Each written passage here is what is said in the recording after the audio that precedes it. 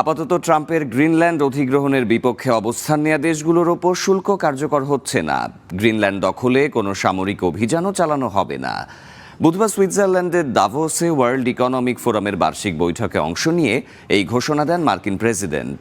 জানান, ন্যাটোর সাথে আলোচনায় গ্রিনল্যান্ড ইস্যুতে একটি দারুণ চুক্তির কাছাকাছি পৌঁছানো গেছে, যা সব পক্ষের জন্যই লাভজনক।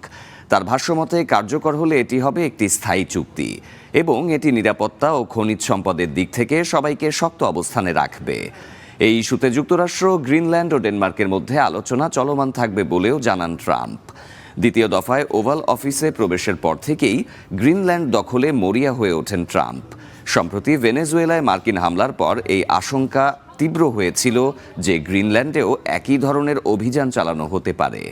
উত্তেজনার পারদ আরও যখন চড়ে, গ্রিনল্যান্ডের পক্ষে অবস্থান নেয়া দেশগুলোর ওপর শুল্ক আরোপেরও ঘোষণা দেন ট্রাম্প। বিশ্লেষকদের মত, এই বিরোধ কয়েক দশকের মধ্যে ট্রান্সআটলান্টিক সম্পর্কে সবচেয়ে বড় ফাটল সৃষ্টি করতে পারত।